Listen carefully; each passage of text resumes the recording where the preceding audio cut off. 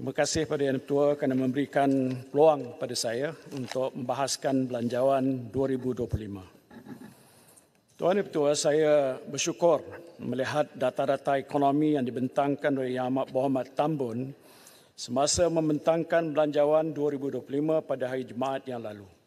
Pertumbuhan ekonomi suku kedua 2024 mencapai 5.9%. Pengangguran setakat bulan Ogos 2024 menurun kepada 3.2%. Tahap inflasi pada bulan Ogos 2024 turun pada 1.9%. Jumlah pelaburan yang diluluskan bagi separuh pertama 2024 melonjak kepada 160 bilion. Data-data yang positif ini, Tuan Ketua, sepatutnya memberikan kesan yang baik kepada rakyat. Namun kajian-kajian yang dilaksanakan oleh beberapa badan bebas menunjukkan keadaan sebaliknya.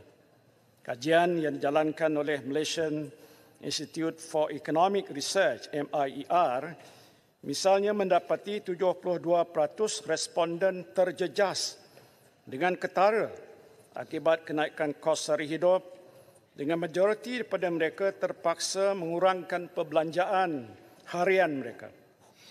Kajian ini juga mendapati 99% responden risau dengan masalah kos sara hidup. 96% mengatakan kebimbangan utama mereka adalah berkaitan kenaikan harga barangan runcit dan makanan, diikuti penjagaan kesihatan sebanyak 83% dan utiliti 31%. Kajian oleh UNICEF dan UNFPA pula mendapati 80% isi rumah menghadapi kesukaran untuk mencukupkan keperluan asas mereka.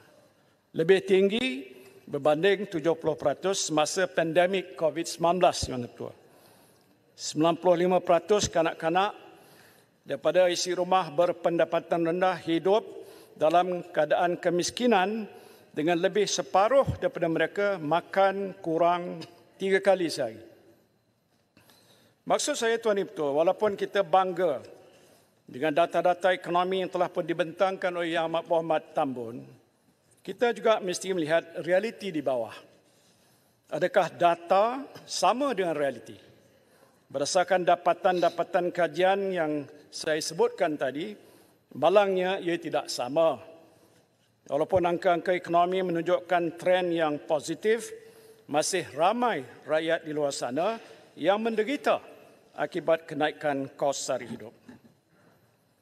Tuan Ketua, rakyat berharap agar kerajaan melakukan sesuatu untuk meringankan bebanan mereka melalui belanjawan ini.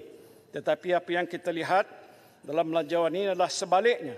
Jumlah subsidi dan bantuan sosial dikurangkan sebanyak 14.4%, iaitu daripada 61.4 bilion pada tahun 2024 kepada 52.6 bilion pada tahun hadapan. Subsidi RON 95 juga akan ditarik balik pada pertengahan tahun hadapan. Kita tahu ini adalah penerusan dasar rasionalisasi subsidi yang sedang dilaksanakan oleh kerajaan sekarang.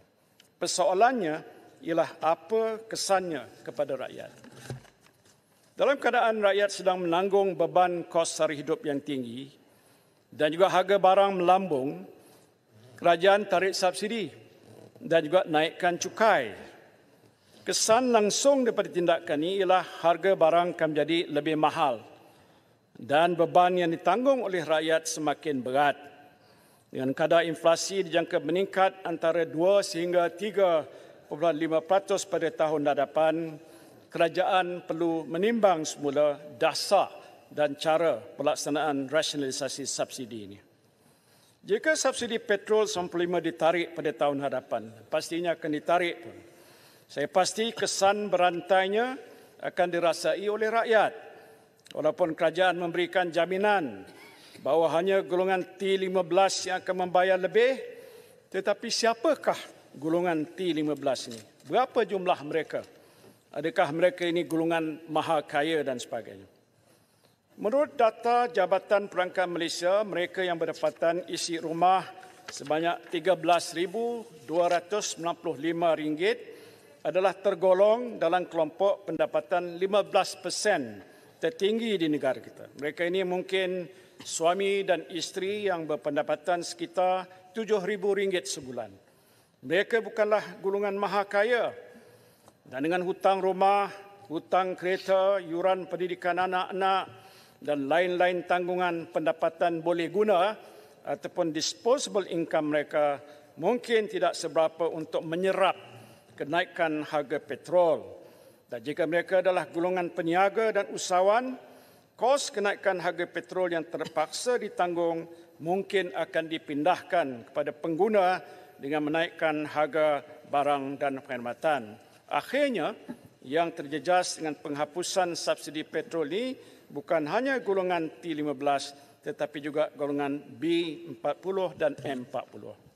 Pada masa yang sama, kerajaan pun belum muktamadkan lagi siapa yang termasuk dalam golongan T15. Apa kriterianya? Berapakah jumlahnya? Jadi tanpa memuktamadkan siapa dan berapa jumlah mereka, bagaimana kita boleh pastikan hanya 15% ataupun 5 juta saja yang akan terjejas? Tuan Ibu Ketua, kerajaan telah pun membuat keputusan untuk menaikkan gaji minimum baru kepada RM1,700 mulai Februari 2025. Kenaikan gaji minimum ini ada pro dan kontranya. Di pihak pekerja yang akan menerima manfaat daripada kenaikan gaji, sudah pastilah keputusan ini disambut dengan gembira. Di pihak majikan yang mampu menyerap peningkatan kos upah, keputusan ini tidak akan menjadi masalah bagi mereka. Malah ia mampu meningkatkan nilai pampasan pekerja kepada KDNK. Namun ia akan menjadi masalah jika majikan memindahkan kenaikan kos upah pekerja kepada pengguna. Harga barang dan perkhidmatan sudah pasti akan naik dan sudah pun naik. Semua ini tentunya memberikan kesan pada kuasa pembeli pengguna. Apatah lagi ditambah dengan bebanan kos perbelanjaan yang sedang dirasai rakyat akibat rasionalisasi subsidi, kenaikan tarif elektrik, air, peningkatan SST dan cukai-cukai yang lain. Akhirnya, pekerja yang menerima kenaikan gaji ini pun terpaksa berhabis wang untuk menampung peningkatan perbelanjaan harian. Tuan Yang Ketua, justru kenaikan gaji minimum mestilah disokong dengan dasar dan tindakan kawalan harga yang jelas. Tindakan penguatkuasaan melalui Akta Kawalan Harga dan Anti Pencatutan 2011 mestilah diperkasakan supaya sebarang kenaikan yang tidak wajar dikenakan tindakan yang tegas. Penguatkuasaan perlu lebih berkesan dan juga meluas.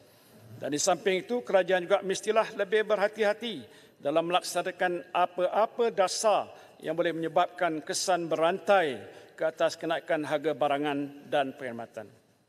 Selain itu, Yang Ketua, kerajaan mestilah melihat secara terperinci masalah yang dihadapi oleh syarikat-syarikat kecil yang tidak mampu menampung kenaikan kos operasi syarikat akibat kenaikan kos upah. Ini kerana kesan berantai kenaikan gaji minimum ini adalah besar. Ia bukan sekadar kenaikan kos upah yang terpaksa ditanggung oleh syarikat, tetapi juga kos operasi logistik, inventory dan lain-lain lagi. Pembekal akan menaikkan harga, syarikat pengangkutan akan menaikkan harga, perkhidmatan-perkhidmatan yang biasa digunakan oleh syarikat juga akan naik harga, dan saya bimbang akhirnya syarikat-syarikat kecil yang tidak mampu menampung kenaikan kos akan membuang pekerja ataupun syarikat gulung tikar. Beberapa hari yang lepas, Tuan Ketua, media telah melaporkan yuran tadika dan taska seluruh negara dijangka naik antara 20 sehingga 25% tahun depan berikutan kenaikan kadar gaji minimum. Ini kesan serta-merta yang mengakibatkan kenaikan kos operasi bukan saja gaji pekerja, malah kenaikan kos bahan mentah, makanan, bahan mengajar, kadar sewa dan utili. Situasi ini yang menggambarkan ramai majikan yang sebenarnya tersepit, namun terpaksa mengambil langkah untuk menaikkan harga barangan dan perkhidmatan demi kelangsungan operasi perniagaan mereka. Ini bermakna wujud risiko pengusaha kecil yang berdepan kemungkinan menutup operasi mereka sekiranya kos operasi terlalu tinggi untuk ditanggung oleh mereka. Lebih-lebih lagi, ramai dalam kalangan pengusaha PMKS ketika ini yang masih bergantung pada sumber pembiayaan dan dasar subsidi kerajaan yang sedia ada. Antara yang paling terkesan tentunya golongan usahawan Bumiputera, dan saya tidak nampak kesungguhan kerajaan dalam nak memastikan golongan Bumiputera yang terjejas ini dibantu dengan secara yang bersungguh-sungguh. Dan saya khawatir golongan ini akan terus dibelenggu masalah aliran tunai dengan kenakan kos, modal dan buruh. Justru saya berpandangan, Tuan Ketua, adalah wajar kerajaan melaksanakan pelan yang lebih komprehensif supaya perniagaan dapat terus bernafas dan kekal berdaya saing. Misalnya, kerajaan boleh mempertimbangkan pelaksanaan program subsidi upah untuk syarikat-syarikat kecil bagi meringankan beban kenaikan kos operasi syarikat dan pada masa yang sama mengelakkan mereka membuang pekerja untuk mengurang kos operasi mereka. Program ini pernah dilaksanakan oleh Kerajaan Perikatan Nasional di bawah program penjana semasa COVID-19. Dan saya fikir jumlah yang diperlukan pada waktu ini tidaklah sebesar dahulu dan ianya berada dalam kemampuan kerajaan untuk melaksanakan.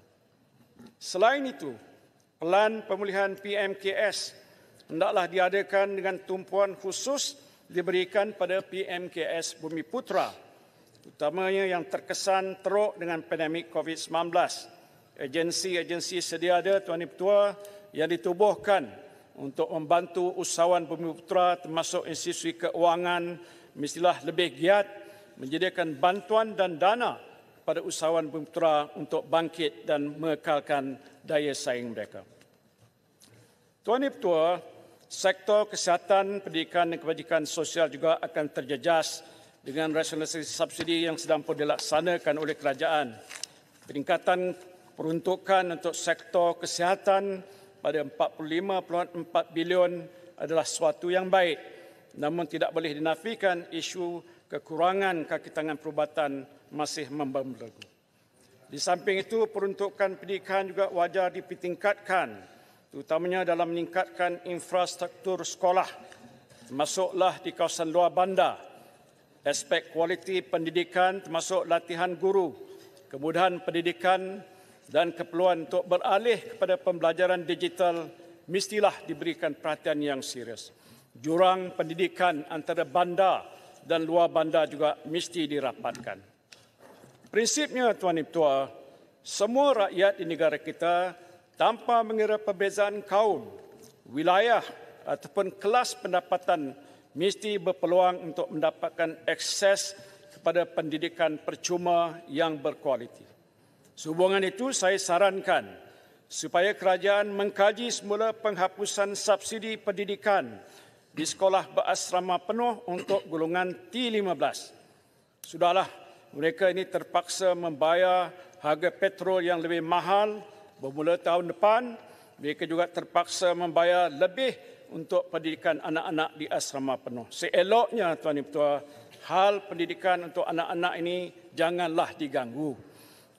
Dasar memberikan pendidikan percuma sejak zaman Barisan Nasional dahulu pun pada semua lapisan rakyat yang diamalkan sejak dahulu mestilah diteruskan. Tuan Ketua, bercakap ini golongan maha kaya.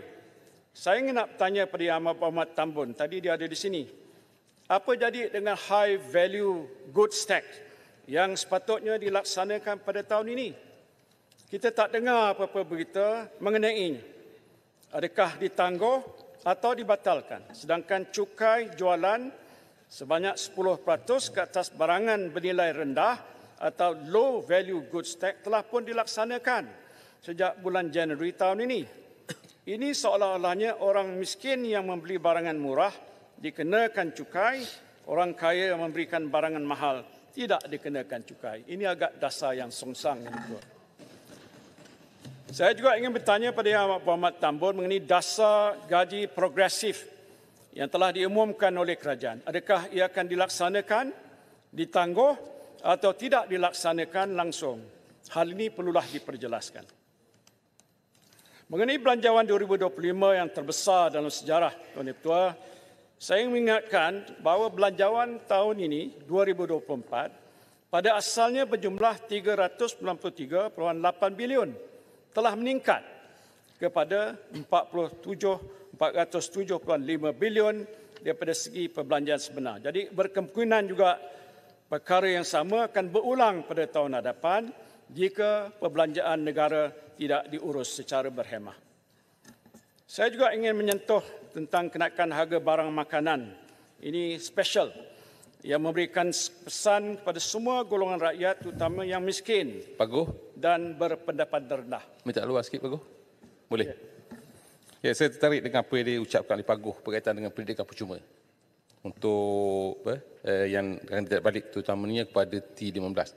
Cuma saya masih terngiang-ngiang ucapan yang dibuat oleh Ketua Pembangkang itu Tambun sekarang, yang mengatakan bahawa ketika mereka dapat kerajaan, mereka akan beri bukan saja pendidikan percuma, tu percuma, PPT yang dikecualikan, tapi ke mana?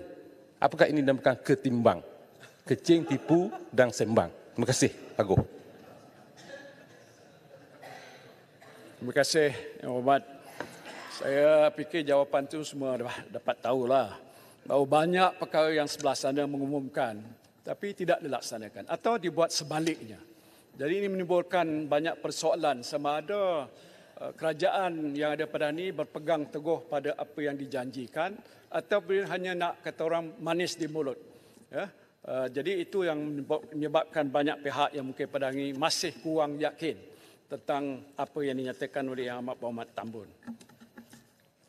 Saya menyentuhkan tentang soal tadi, soal kenaikan harga barang makanan, dan saya nak cadangkan dan pernah pun dibuat dulu, iaitu satu tabung makanan dinamakan Fund for Food, mungkin 2 ataupun 3 bilion yang dapat dilancarkan sebagai pelan pengeluaran makanan secara besar-besaran sebagai cara untuk mengurangkan beban bahan makanan yang tinggi kerana sebahagian besarnya adalah diimport daripada luar negara.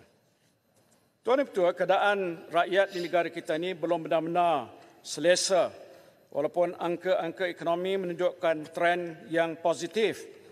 Menurut kajian oleh Institut Penyelidikan Khazanah, pasca pandemik COVID-19 menyaksikan peningkatan isi rumah yang terjerumus ke dalam kumpulan miskin mutlak. Kajian ini mendapati isi rumah bandar adalah yang paling terjejas dengan peningkatan kemiskinan daripada 3.8% pada tahun 2019 kepada 4.5% pada tahun 2022. Perbelanjaan isi rumah juga mencatatkan peningkatan dengan sebahagian besar peruntukan pada 3 keperluan asas utama, iaitu perumahan, utiliti, makanan dan pengangkutan.